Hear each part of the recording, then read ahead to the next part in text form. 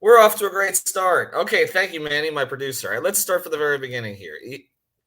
I'm Ethan Skolnick. You know that because I'm the only idiot who wouldn't unmute my mic. My producer is Manny Chang. Welcome to Starting Nine. Restart. I'm here at Bahamar in the Bahamas with the Miami Heat. I'll be here until at least Thursday. Miami Heat training camp started here on Tuesday after, obviously, Media Day on Monday. We hope that you're subscribed to the channel because we've been posting a ridiculous amount of videos. We actually have more from yesterday. We haven't even posted yet with some of the players, including the one with Bam Adebayo, but we got Jimmy Butler yesterday, and of course, Jimmy's comments went viral, which I wasn't surprised about. Tyler Hero is supposed to speak today, as is Kyle Lowry. We'll see how that goes. And we'll just give you more content all day long here from the Bahamas. We hope everyone is safe wherever you are, actually. And that actually plays into our first sponsor of the show, and we want to thank them for sponsoring us. And we hope you don't need them, actually. This is the one case where we hope you don't need them. But if you do have leaks in your house or anything else along those lines, you have to reach out to our friends at Water Cleanup of Florida, okay? This is Michael, Robert, and his team. They can take care of any type of leak detection issue. They can clean it up for you. Of course, it's well called Water Cleanup of Florida for a reason. They can clean, dry, and fully restore the damaged areas. Fully licensed, insured, and certified to provide the one-stop shopping that busy homeowners and business owners require. No need to bring in other contractors if something goes wrong. They can handle the entire project from start to finish, okay? So check out their website. It's WCUFL. That's WCUFL.com. You can follow them on Facebook and Instagram as well. They got more than 75-star reviews on Google. They're extraordinarily honest people. They're based in Boca Raton. I can tell you, my family had an issue a few months ago, and Michael went out and checked it out and just said, look, yeah, you've got a problem here, but this is not something that we're necessarily the best group to do. He told them he didn't just take the work and then screw them over or anything like that. That's not the way that they operate. Okay. So if you have any issues with the storm or with anything else in your house, they handle mold, water, all of that kind of damage. Reach out to Water Cleanup of Florida on Michael's personal cell, 24 hours a day, by the way. He's a huge Miami Heat, Miami Dolphin fan. 954-579-0356, 954-579-0356. If you've got the schmutz, they got the guts. All right, let's get to Miami Heat camp, which, again, I'll be going down in about an hour and a half to check out their second day of practice down here. I was there yesterday. Most of the players seem to be in good spirits. Just so you understand kind of the environment here, we're at this casino resort here in the Bahamas. They used to actually train over at Atlantis. They did that in, I believe, 2014. I was there in 2016. But this year they are here at the Bahamar. They're going to be here, I think, 3 times in the next 6 years. And the hotel is pretty quiet, actually. It is not anywhere close to full. I can just tell you last night, saw Pat and Andy playing blackjack. Okay, down here you can see pretty much anybody you want to see. The players are housed in a different wing, a little more expensive wing than I'm at right here. But they seem to be, hanging out together, enjoying themselves, but they're working. I mean, that's what they're doing down here. This is not really a play trip or anything like that. Jimmy's not actually staying at the hotel, I don't believe. He's staying locally and spending some time with his daughter, but he's been here for all activities, as have all of the players. So there's no issues with any of that. One of the things that I do want to address, though, because I'm noticing this sort of panic on Twitter, and I know this is not a huge group of people, but it's kind of a vocal minority, and people seem to be concerned, Heat fans seem to be concerned that players are saying the wrong things. And again, this is from Media Day, the offseason, all the rest. And I'll just go through a list and tell you my level of concern, because I can tell you I don't have a great level of concern. I'm just going to start right there. I don't. And I think one of the reasons that we have heard these comments from the past couple of days is Erik Spoelstra has not spoken. And he typically sets the agenda for the team. And he wasn't here because he was awaiting the birth of his daughter. He did arrive last night on Tuesday night. He will be at practice today. And I'm actually expecting, along with a couple of other reporters, to get a little extended time with him today. So if you have questions for Spoelstra, you should post them here in the comments, and I'll try to get them today when I get a chance to talk to Erik. But here's some of the comments that everybody's concerned about. Okay, it's kind of started with Tyler Hero saying he wanted to start. Remember that? That was after the season, and I actually asked him the question, and he said very clearly that he wanted to start. Now, since then, I think Tyler's gotten some advice to kind of back off some of his requests, whether it's the extension or which is related, to them waiting because they weren't going to give him the extension because they wanted to keep things open for other stars if they were available. But still, we're in training camp and Tyler doesn't have the extension yet, right? Okay, now RJ Barrett has his extension. Tyler's extension would come in around where Tyler Hero's, where RJ's would be, okay, which we know was 4 years and $120 million. And so we figured that was going to be about the price for Tyler Hero. But since then, in his other availabilities, he's kind of played very, he's been sort of gracious about the whole thing. Said he let his agent handle it, right? He is starting. He said he'll compete for it. So he hasn't made any kind of demands. Okay, so he's backed off. So I think Heat fans feel a little bit better about where Tyler's at. Okay. But then obviously there's been some other stuff. Okay. Some people are upset that Jimmy's doing the hair thing, like he's unserious. That's ridiculous. Okay. I mean, in talking to Jimmy yesterday, we got an opportunity to. He was in a good mood. We joked with him. I joked with him about the ESPN ranking and all the rest of it. He's not unserious. Okay, this is just the way Jimmy is. I mean, Jimmy's going to compete.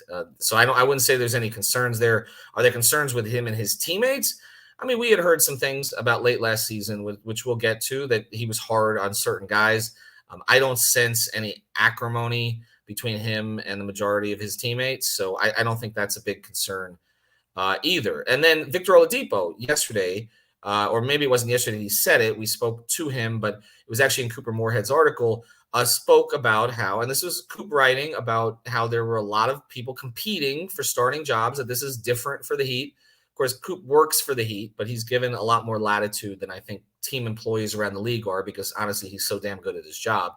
But Coop wrote a piece about, how all these guys were competing for essentially the 2 spot or the 4 spot, depending on how Spoelstra wants to shuffle the lineup. And in that, Oladipo spoke about the fact that he has always been a starter, and that around the league, people perceive him as a starter.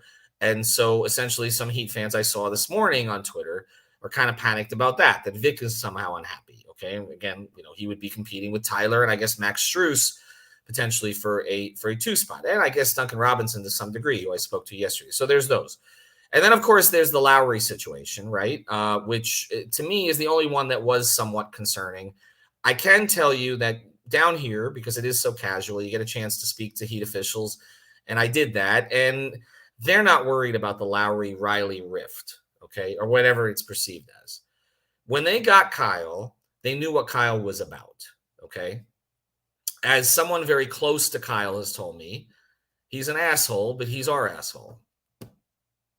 Take that for wherever you want, okay? That essentially Kyle is going to do things his own way. And his way has worked. At least it worked when he got to Toronto. If you remember Kyle's early career, Houston, Memphis, etc., he bounced around in part because he didn't really get along with coaches very well. He found a home in Toronto. Not only did he find a home, he became essentially the most beloved athlete in all of Canada. But I can tell you that when Kyle came down here, I was told, he basically said, I don't really want to do any media anymore. I don't want to start this whole thing all over. He's kind of done with all of it. He's towards the end of his career.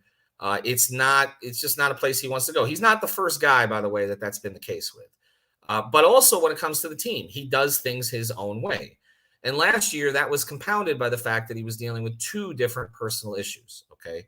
I'm not going to get into them. We've known what they were for a very long time. My understanding is that one of them is essentially resolved. The other one is not. Okay. So I can't guarantee, nor can the Heat guarantee, that Kyle's not going to take some time off again this year. They don't know. Okay. And they're going to be very supportive of him if he does need to take time off. But okay, in the meantime, they understand that in other ways, Kyle is going to kind of do things his way. And so his comments to us, or Ira asked a lot of the questions in the stand-up at Media Day, where he essentially had an entire offseason to think about how he was going to respond to all that stuff about conditioning, etc. And his response was taken as Heat fans as flippant and in some ways disrespectful to Pat Riley. I can tell you that the team's not concerned about that. They're just not, okay? Both ways. Kyle says what he wants to say, and Pat says what he wants to say. And they don't control what Pat says either. Eric Spoelstra is going to be much more kind of careful with his comments. The thing about Pat is Pat's not going to jump in over anything unless Spo tells him to. That's kind of the way that this works. I can tell you at the very beginning, when Spoelstra took over from Riley, that was not the case. Okay. And I can tell you when Stan took over from Pat, that was not the case. Okay. Pat was heavily involved in all of those kind of things behind the scenes. Now he kind of gets involved when he's asked to get involved. It's different. He's learned. Okay. He's backed off in those regards. So as far as what Pat said about Kyle, that wasn't scripted for anybody else in the organization. It's just something Pat wanted to say. And what Kyle said about Pat, again, my understanding of it is that what Kyle was basically doing was, look, nobody is going to motivate me. I'm going to motivate myself. All right. So I don't think there's any great rift there. I just think that that's Kyle. And to a certain extent, that's Jimmy. And those two guys are going to operate together somewhat separately from the team at times. It's part of it. And they're not the first two, I can tell you, in Heat history, having done this for now 27 years. This is my 27th camp, that's been the case with. Okay. The Heat just manage those situations. That's all. All right. And they don't have somebody like Dwayne who tended to go with the program most of the time, or Zoe. Okay. Zoe and Dwayne tended to go with the program. Shaq, not so much. LeBron, not so much. Bosh, yes. Hardaway, no. Okay. That's just the way it's been here for a long time. My favorite picture that I took yesterday was Zoe and Jimmy spending time together after practice. It was kind of cool. You know, Zoe with his hand on Jimmy's shoulders, Jimmy listening to everything, because those two guys have so much in common in terms of the way that they compete and all of that stuff. But they also handle things totally differently here. Zoe was a total team, or I should say Pat guy. He always used to repeat everything Pat said. Jimmy's not going to do that. Kyle's not going to do that. Okay. But I wouldn't panic about it. And the other one that came up that people got a little bit concerned about, and then I'll go to the comments here, and Manny, put them up as they come in. The other one that people got kind of concerned about was Yurt. Okay. Omer Yurtsevin telling us and others, we ran the podcast, I know Locked on Heat ran theirs as well, that Bam is a 4. And because why would he think Bam is a 4? Well, first, he thinks that Bam will be more effective in that spot, but also he thinks he can free up Bam to be a 4 because he can be the 5. Right. And so I was looking on Twitter, and those comments got a lot of attention. And I would say most people were kind of excited about them because they liked Yurt having that attitude. And there were a lot of people, I'll tell you, I polled it. A lot of people who think Bam is a 4. Okay. I think it was, I said, where would Bam be most effective? It was like 37% at the 4, 29% at the 5. And like the rest was, kind of, it doesn't matter. But I can tell you, like, Yurt's not creating any waves behind the scenes. Like I haven't heard any of that. So I don't think that's an issue. And the reason I want to talk about all this today, and then again, I'm just going to get to your comments here, and we're going to do more of these starting nines throughout the week, is that Heat fans want their players to be competitive, right? Well, they are being behind the scenes in terms of, with each other. And I don't think that's a bad thing. Like, I don't think the fact that Max Strus comes out and says, well, if Jimmy doesn't want to play the 4, I'll play the 4, which is a way, obviously, for Max to start. I don't think it's bad. I don't think that Yurt, saying he wants more minutes is bad. I don't think Caleb kind of telling that in the podcast, we're going to post that on the feed here. It's already on our podcast feeds, but we're going to put it on YouTube as well. I don't think that's bad, okay?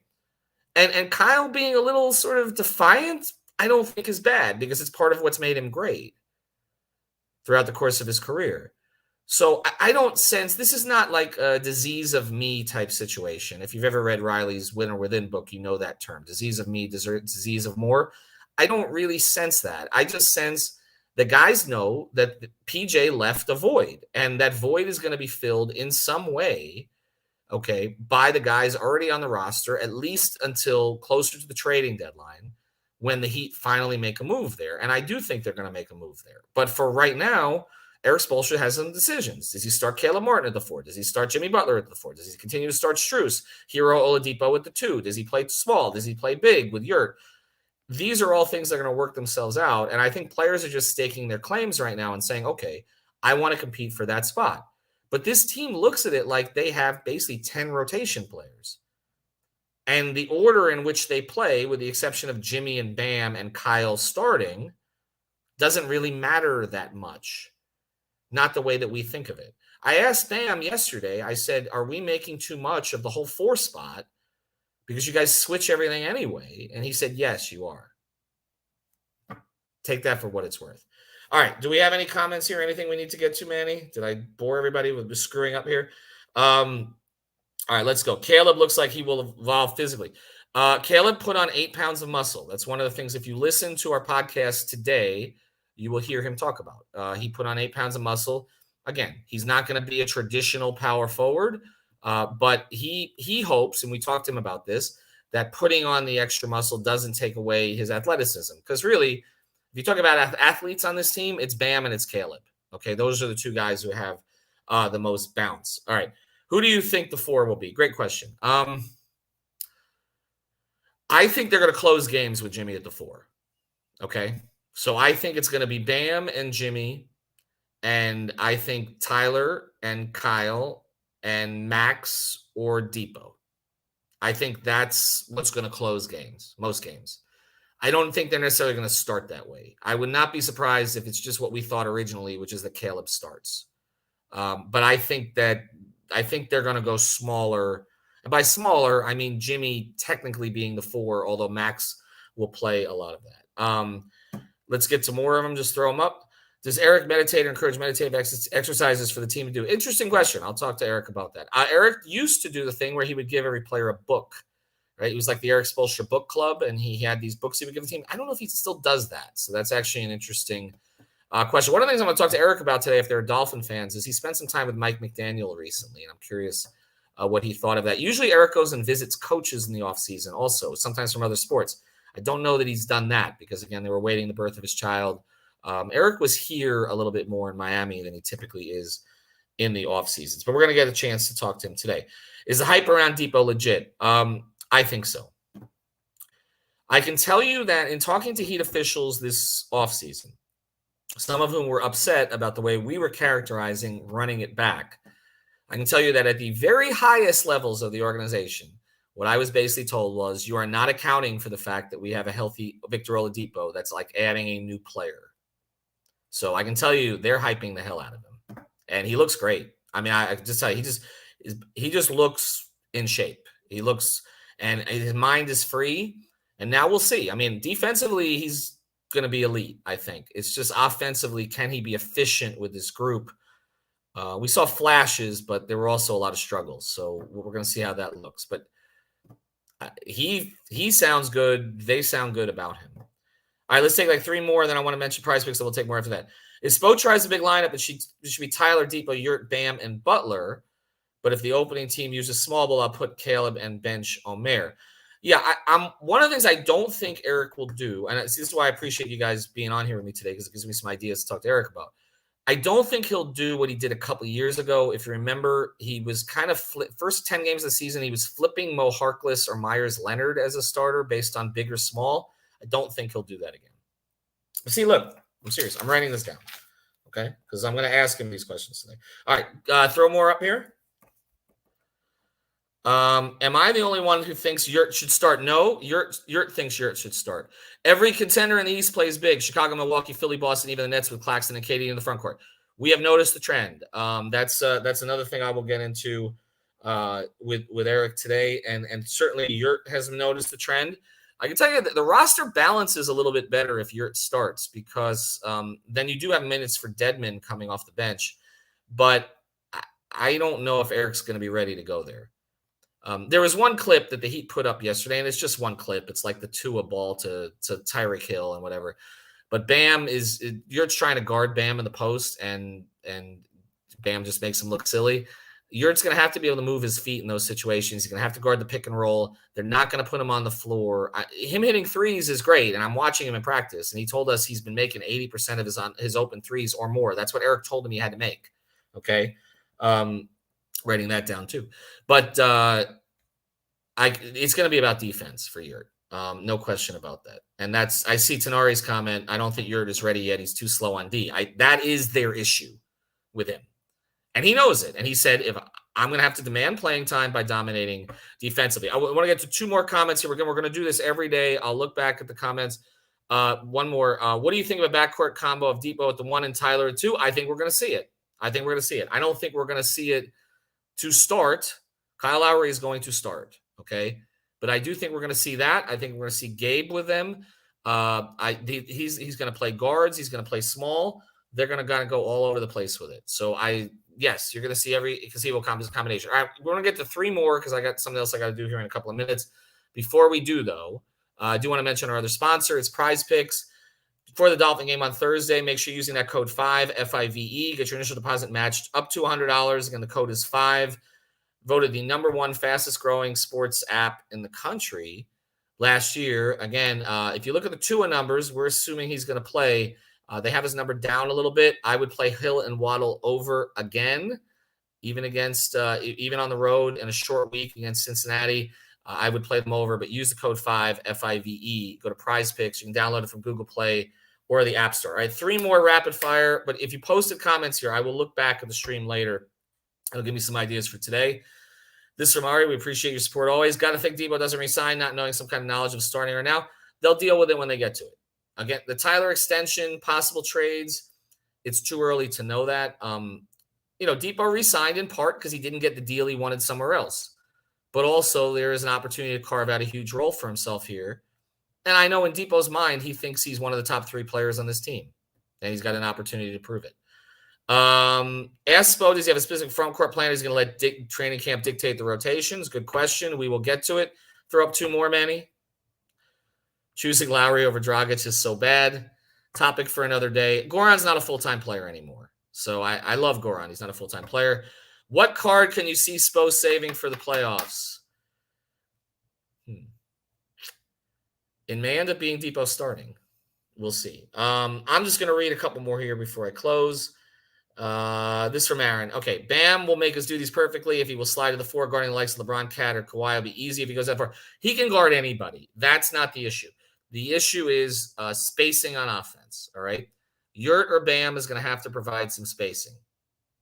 Yurt believes he can provide some of that spacing. We'll see. Defensively, Bam guards all 5 anyway. Do you think Duncan could start at power forward? I don't. And I talked to Duncan yesterday. We're going to put that on the feed here today as well. I thought he was really interesting. He said he's kind of feels good between his ears right now. He acknowledged that he doesn't even recognize the player from early last year. But I don't think defensively they can handle Duncan at the 4. I do think Duncan is going to start the season in the rotation. I do. And I actually think Duncan's going to have a bounce-back season. I believe that. But I don't think he'll start at the 4. All right, I want to thank everybody. I know it was abbreviated today, but I got some other stuff to get to. More content coming up all day long. Thanks to Manny for producing. Water cleanup of Florida. Stay safe, everybody. Prize Picks, use that code 5. Follow on Twitter. Myself and Timothy Bain will be bombing out content all day long here and on Twitter and our Off the Floor feed. More exclusive content there as well. I'll get to some of your contents later. Thanks, everybody.